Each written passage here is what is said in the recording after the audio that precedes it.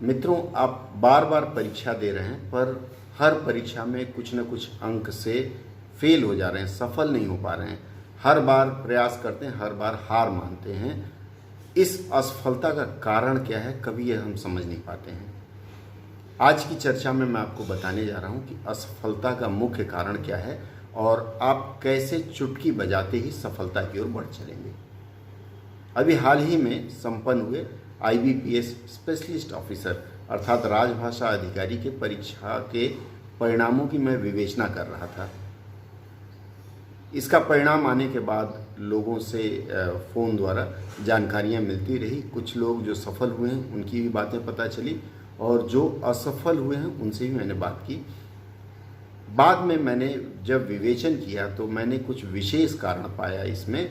मैं चाहूँगा कि उन कारणों को सुने और फिर मंथन करें।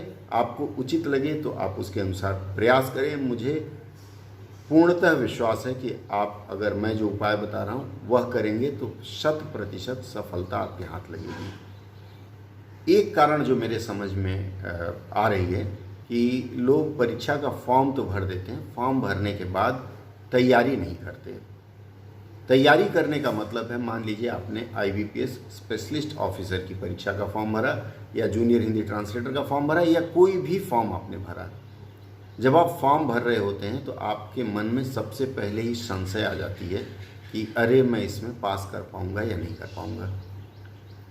मैं यह दावे के साथ कहता हूं कि जिन लोगों के मन में यह शंका आ गई कि मैं इसका फर्स्ट पेपर, प्रथम पत्र पास नहीं कर पाऊंगा, वो जीवन में द्वितीय पत्र भी पास नहीं कर पाते हैं। इसलिए फॉर्म भरने के साथ में आपके मन में एक सकारात्मक सोच होनी चाहिए कि मैं यह परीक्षा पास करूंगा, क्वालिफाई करूंगा। उसके बाद रही बात तैयारी की, तो आप सबसे पहले उसमें यह देखिए कि परीक्षा में पूछा क्या जाता है, उसके पैटर्न और सिलेबस पे चर्चा करें। आजकल अमूमन हर नियोक्ता सिलेबस डाल देता है। जब भी विज्ञापन आएगा तो उसमें परीक्षा का पैटर्न डाला रहता है। आप उस पर चर्चा करें और चर्चा करने के बाद उसके अनुसार अपनी तैयारी करें। यदि ऐसे आपने शुरुआत की तो 25% सफलता के आसार आपके बढ़ जाएंगे।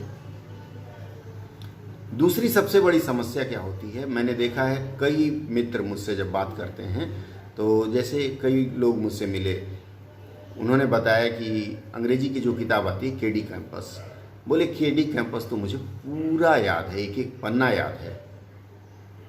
कई लोग मिले, किसी ने कहा मुझे ये लूसेंट याद है, किसी ने ये वो, अलग अलग लेखकों के नाम लिए।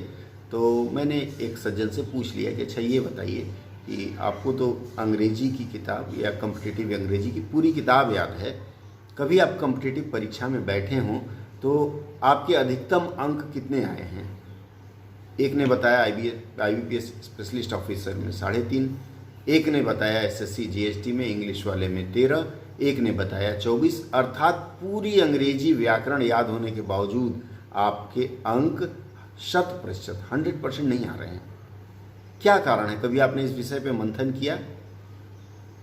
जरूर करिए, क्योंकि अगर आप मंथन नहीं करेंगे कि क्या कारण है कि मुझे पूरी किताब याद है फिर भी परीक्षा देने जाता हूं तो उसमें से आधे अंक भी नहीं मिल पाते।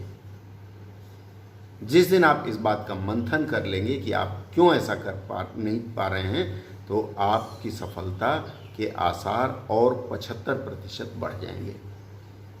अब मैं यहाँ एक चीज़ और बताना चाहूँगा कि जब हम किताबें पढ़ते हैं, कोई भी किताब ले लीजिए, किताबें पढ़ते हैं तो हमें तो पूरा याद हो जाता है, लेकिन जब उसका एप्लीकेशन करने की बात आती है, जैसे मान लीजिए मैं आपको बताऊं कि प्रेजेंट इंडेफिनिट टेंस में या इंडेफिनिट टेंस में वर्ब के साथ यस या यस का प्रयोग नहीं होता है, खूब रट्टा मार लिया और बाद में जब आप लिखने लगे, ऐसे लिखने लगे तो पता चला कि आई गोज राम कम्स, न लिख करके राम कम्ड लिख देते हैं। बहुत लोग लिखते हैं इस तरह से। ये छोटी छोटी गलतियां जो आप व्याकरण पढ़ते हैं उसका अनुप्रयोग, एप्लीकेशन भी तो करिए। तीसरी जो महत्वपूर्ण बात है, मैंने यह देखा है कई लोग ऑनलाइन या ऑफलाइन मुझसे कुछ ना कुछ सीखने के लिए आते हैं। कई लोग तो ऐसे आते हैं जो मुझसे ज़्यादा ज्ञानी होते हैं। मैं तो खुद को कम ज्ञानी मानता हूँ, मुझसे ज़्यादा ज्ञानी होते हैं। तो उनका उद्देश्य ज्ञान लेना नहीं होता है, उनका उद्देश्य अपने ज्ञान का अहंकार दिखाना होता है। अब जब आप कहीं सीखने जा रहे हैं, भरी बाल्टी लेकर के आप कुएं पर जाएं जल लेने के लिए, तो जब तक आपकी बाल्टी में पानी भरा हुआ है, क्या आप उसमें कुएं का पानी भर पाएंगे? आपको पहले अपनी बाल्टी खाली करनी पड़ेगी, जितनी आपको आवश्यकता है उतनी। इसके लिए मैं एक बार प्रमोद बत्रा जी की किताब पढ़ रहा था। प्रमोद बत्रा जी मैनेजमेंट गुरु माने जाते हैं। तो उन्होंने लिखा है गीगो ऑन, GIGO, और गीगो ऑन और गीगो ऑफ, अर्थात गार्बेज इन और गार्बेज आउट। जब भी हम कहीं किसी सीखने जाते हैं तो भले ही हमें बहुत आता हो, लेकिन कम से कम सामने वाले की बात तो सुने कि वह क्या कहना चाहता है या क्या बता रहा है, या जो हम जानते हैं उससे क्या अलग बता रहा है। जब तक यहाँ भरा हुआ गोबर इन गोबर आउट, जब तक गोबर इन रहेगा गार्बेज, तब तक आप कुछ सीख नहीं पाएंगे। आप ऑक्सफोर्ड चले जाएं, वहाँ भी नहीं सीख पाएंगे, क्योंकि आपके मन में तो पहले ही फोर्ड रॉयल्स बसी हुई है। आपको यह भावना भी बदलनी पड़ेगी कि मेरे अंदर का जो गार्बेज है उसको मैं बाहर निकालूं। अरे कहीं सीखने जाते हैं तो कुछ इच्छा लेकर के जाते हैं, याचना के लिए जाते हैं, तो कम से कम सामने वाला जो बता रहा है, हाँ ठीक है, अगर उसने कुछ गलत बताया तो उस पर तर्क कर लीजिए कि ये ऐसा नहीं ऐसा होना चाहिए, मुझे लगता है, आप बताएं। ये भावना भी आपको बदलनी पड़ेगी। इसके बाद एक और चीज़ होती है, श्रीमद् भागवत गीता में भी ये आया है कि यदि बार बार आप सफल नहीं हो पा रहे हैं, लक्ष्य तक पहुंच नहीं पा रहे हैं, तो लक्ष्य बदलने की आवश्यकता नहीं है। हो सकता है 0.01 से आप पीछे रह रहे हों, वह 0.01 क्या है उसको देखिए। अर्थात आप उस लक्ष्य तक पहुंचने के लिए जो प्रयास कर रहे हैं, उस प्रयास में थोड़ा परिवर्तन करने की आवश्यकता है।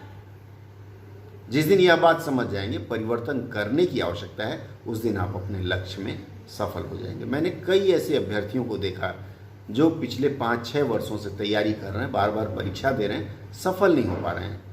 हमारी उनकी विशेष चलते फिरते 15-20 मिनट की बातचीत हुई। बातचीत में मैंने उनकी कमी जानने का प्रयास किया और मैंने बताया आप इसको बदल दें, सफल हो जाएंगे।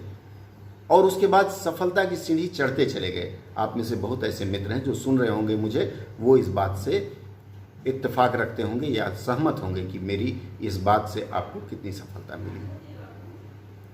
सबसे बड़ी बात है कि लक्ष्य निर्धारण जरूरी है। अच्छा, एक बात और है, जैसे ही किसी परीक्षा का फॉर्म भरते हैं हम लोग, तो हम क्या करते हैं, प्रीवियस ईयर क्वेश्चन पेपर ढूंढना शुरू करते हैं। अभी PGDT की मैं क्लास ले रहा था, तो उस क्लास में लोग यह सीखने के लिए तैयार नहीं थे कि मैं क्या बताना चाह रहा हूँ, कैसे आप सफल हो जाएंगे। परीक्षा के एक दिन पहले किसी ने मुझसे पूछा, सर वो प्रीवियस ईयर का पेपर हो तो कहीं से ढूंढ के दे दीजिए। मैंने पूछा ये बताओ प्रीवियस ईयर का ही प्रश्न इस साल आएगा, क्या आप आश्वस्त हैं? बोला नहीं। मैंने कहा फिर प्रीवियस ईयर क्यों ढूंढ रहे हो? अगर आपको सिलेबस पता है तो आपका काम हो जाएगा, तो फिर प्रीवियस ईयर का पेपर क्यों ढूंढना? आप सिर्फ पैटर्न जान लीजिए, ये होगा। फिर आप विषय पढ़िए ना। दूसरी बात है, आप विषय की बारीकियां, अगर हिंदी ग्रामर पढ़ रहे हैं, संज्ञा पढ़ रहे हैं हिंदी व्याकरण में, तो संज्ञा संबंधित अशुद्धियां क्या है वह जाने।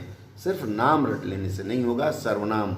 अब आप वॉइस पढ़ रहे हैं अंग्रेजी में, तो हिंदी वाले वाच्य को उसके साथ न मिलाएं। अगर आप हिंदी में वाच्य पढ़ रहे हैं तो वॉइस से न मिलाएं। दोनों भाषाएं अलग अलग हैं, तो इसकी प्रकृति में भी अंतर होगा। और जिस दिन आप प्रीवियस पेपर की तलाश बंद कर देंगे, बेसिक्स चीज़ें जानना शुरू करेंगे, देखेंगे आप सफल होने लगेंगे। हालांकि मुझे बहुत अफसोस हुआ, एक बच्चे का 0.15 से रह गया। कुछ लोग यह तर्क देने लगे, रे वैकेंसी 100 थी, लेकिन मैं ये कहना चाह रहा हूँ कि उस 100 में आप क्यों नहीं। और सबसे अंतिम बात, जब आप किसी भी परीक्षा का फॉर्म भरते हैं तो कुछ लोग तो इसलिए नहीं भरते कि अरे वैकेंसी 2 ही है। एक सज्जन से मेरी बात हो रही थी, उन्होंने कहा, अरे इसमें वैकेंसी 2 ही है, मेरा कैसे होगा? मैंने पूछा, भैया आपको कितनी सीटें चाहिए? एक साथ आप 40 की 40 सीटों पे बैठेंगे, या मंत्री पद लेना चाहते हैं, 2 सीट एक साथ लेंगे, तीसरे को नहीं देंगे? आपको सिर्फ एक पद की जरूरत है, आप उसके अनुसार तैयारी करें ना। आपका लक्ष्य है नौकरी पाना, या फिर जहाँ सफलता पाना चाहते हैं वहाँ के लिए आप खुद को तैयार तो करें। और जहाँ एक पद है वहाँ भी अगर आवेदन करेंगे तो आपको नुकसान नहीं होगा। करिए, प्रयास करिए। मैं सदैव आपके साथ हूँ। आपके प्रश्नों का मैं सदा जवाब देता रहता हूँ, शंका का समाधान मैं करता रहता हूँ, और अधिकांश निःशुल्क करता हूँ। कभी भी आप मुझसे बात कर सकते हैं इस विषय में। और सबसे अहम बात यह है कि आप समय दीजिए। यह नहीं है कि परीक्षा का फॉर्म भर दिया तो बस लॉटरी का टिकट ले लिया और अगले दिन करोड़पति। आप समय दीजिए, जिस भी परीक्षा का फॉर्म भर रहे हैं उसकी तैयारी में भरपूर समय दीजिए, रिसर्च करें। आप इंटरनेट पर आजकल सैकड़ों सामग्री मुफ्त में उपलब्ध है। यहाँ तक कि मैंने भी अपने ब्लॉग पोस्ट गली GALI-KUCHA.blogspot.com पर आप लोगों के लिए ढेरों सामग्री डाल रखा है मुफ्त में। आपको शब्दकोश चाहिए, आपको प्रश्न पत्र चाहिए, आपको वीडियो चाहिए, मेरे वीडियोज़ में तो हैं ही, मेरे ब्लॉग पे भी हैं, आप वहाँ जाएँ, वहाँ से मुफ्त में लें। बहुत लोग ऐसे होते हैं जो मुफ्त में नहीं लेना चाहते, तो मैं उनसे कहता हूँ आप पैसा भेज सकते हैं, ऐसी कोई बात नहीं है। मैं आपको किसी चैरिटेबल संस्था का नाम बता दूंगा, जो आप इच्छा रखते हैं वो उस संस्था को आप दे दीजिए, संस्था आपके पैसे का सदुपयोग करेगी। लेकिन जब तक मुफ्त है तो क्यों नहीं ले रहे हैं? बहुत लोग ऐसे होते हैं जिन्हें मुफ्त का ज्ञान या मुफ्त का धन हजम नहीं होता, उनकी बात अलग है, वो दक्षिणा दे करके ले सकते हैं। लेकिन बहुत ऐसे लोग हैं जो समर्थ नहीं हैं। आशा है जिन बातों पर मैं आपका ध्यान आकर्षित करना चाह रहा था वे बातें आप समझ गए होंगे, और ये जो मैंने 5-6 सूत्र बताया, अगर इस सूत्र पर चलेंगे तो हर परीक्षा में सफल होंगे। और असफलता से सफलता में बदलने के लिए, अपने भाग्य को बदलने के लिए विशेष प्रयास की ज़रूरत नहीं होती है। आपको सिर्फ ज़रूरत होती परिवर्तन की। स्ट्रैटेजी बदलिए, अपनी आदतें बदलिए, सोच बदलिए, देखिए आप सफल अवश्य होंगे। अगले सत्र में फिर कुछ नई बात लेकर के आएंगे। कोई भी संशय हो आप इस संदेश बॉक्स में मुझे संदेश करें। तब तक के लिए जय श्री कृष्ण।